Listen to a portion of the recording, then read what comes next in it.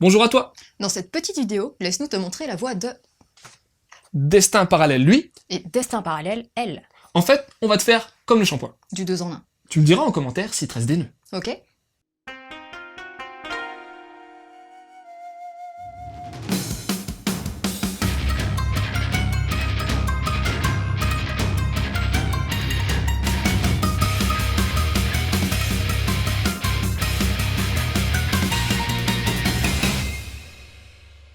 Bon, la grosse particularité de ce volume 1, c'est qu'en fait, il s'agit de deux volumes 1. C'est la même histoire, mais racontée du point de vue du mec, Yukichi, et dans l'autre tome, t'auras le ressenti de la nana, Chihiro. Et comme mes chroniques sont déjà interminables, je vais tenter de te raconter l'histoire globalement. T'as deux universitaires de Rakuoku, une école moyennement cotée, qui vont se rencontrer totalement par hasard, en se tamponnant dans la rue. Enfin, en se cognant, ouais, en se cognant. Hirokawa Yukichi est ce qu'on pourrait appeler une grosse tête. Qu'est-ce qu'il fout dans cette université alors? Il est plus ou moins tombé amoureux de Hinata, la super canon du lycée, et elle l'a fortement influencé à le suivre dans cette fac. Et lui, il a beau être super cartésien, il s'est retrouvé là-bas car, niveau amour, il est proche du zéro absolu. Attention, c'est pas un martyr non plus. Il sait se faire respecter, et il a même un petit côté dirigiste avec pas mal de confiance en lui. C'est d'ailleurs ce qui le rend un peu à la marge des autres, notamment dans le club Wangel, où on fait des rondos. Pour ce qui est de Chihiro, elle fait partie d'une famille de petits. Niveau romance, elle boxe dans la même catégorie Yukichi, à ceci près qu'elle a absolument pas confiance en elle, quel qu'en soit le domaine. Elle a un joli miroir, tu sais, les trucs à l'ancienne qu'on ouvre en mode coquille Saint-Jacques. Alors oui, ce miroir, il va malencontreusement se retrouver dans les pattes de Yukichi, et c'est là que le destin va se mettre en marche.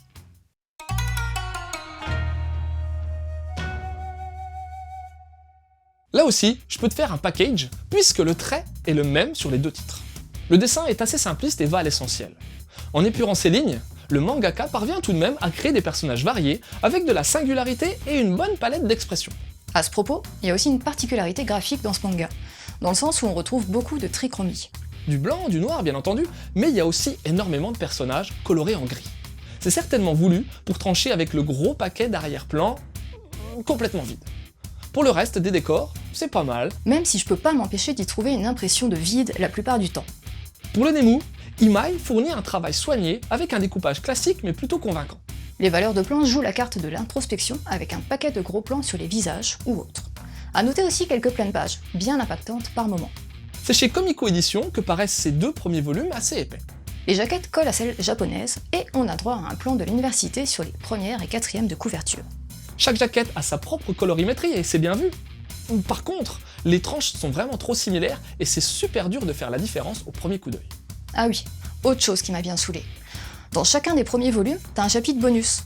Mais c'est le premier chapitre de l'autre version de l'histoire. Et comme j'ai lu les deux volumes 1 d'affilée, et comme je pense que pas mal de gens feront pareil, Je me suis un poil senti entubé quand même, et j'aime pas trop ça.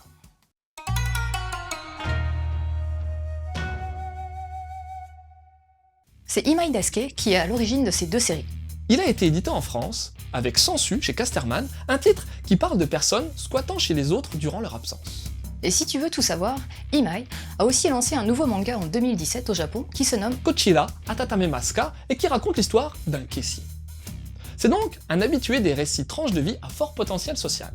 C'est également le cas des 6 volumes de Destin parallèle, 3 lui et 3 elle, qui, au Japon, ont la particularité d'avoir été publiés par 2 éditeurs différents. Bon, cette histoire de double point de vue est super intéressante. Mais j'ai vraiment tiqué au tout début. Bah ouais, par quel volume commencer?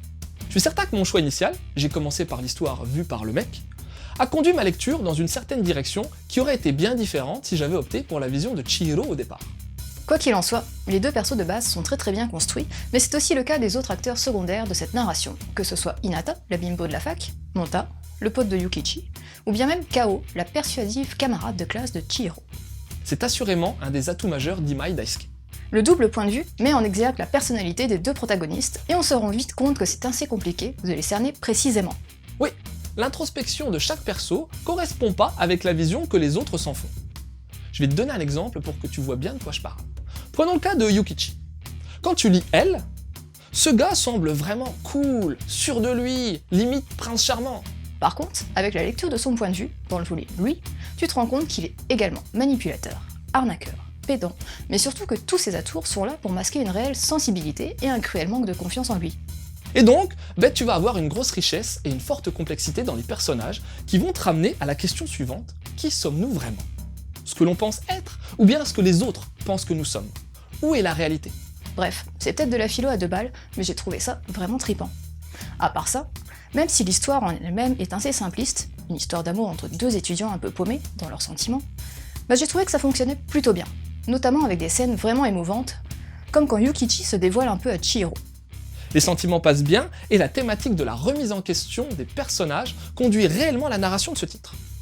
L'idée des 2 volumes 1 est originale, mais je peux pas m'empêcher de me dire que le 2e volume 1 que tu liras te marquera forcément moins que le premier. En plus, il y a parfois quelques redondances, notamment lors de scènes où les 2 protagonistes interagissent. Après, c'est aussi amusant de comparer certaines scènes, comme celle du retard lors du premier rendez-vous où tu pourras noter les points communs, mais aussi les petites différences. C'est un autre atout de ce titre, enfin de ces titres, qui font heureusement pas dans le trop grand recyclage. Destin parallèle est donc un manga original de par son postulat initial, mais qui sait aussi parfaitement construire des personnages de l'intérieur, mais également de l'extérieur. Une expérience que je te conseille fortement de tenter. Et en guise de conseil de lecture, je vais déjà commencer par te dire que si tu lis elle, faudrait lire lui, et inversement. On peut lire seulement la version mâle ou la version femelle, elles se suffisent à elles-mêmes, mais bon, tu passerais tout de même à côté de l'élément principal du titre à mon sens. Sinon, t'as un manga qui s'appelle Made in Heaven. Un josei en 2 volumes, où là aussi, chacun des tomes se focalise sur un des membres d'un couple. Et pour finir, il y a également Sensu, Le précédent titre d'Imai Daisuke, qui raconte l'histoire de Yoko, une jeune fille qui vit chez d'autres personnes durant leur absence. Et tu sais quoi? C'est pas la seule à faire ça. Voilà, c'était Loud. et Flo.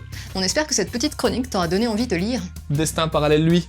Et elle, On te laisse et... continue de suivre la voie du manga.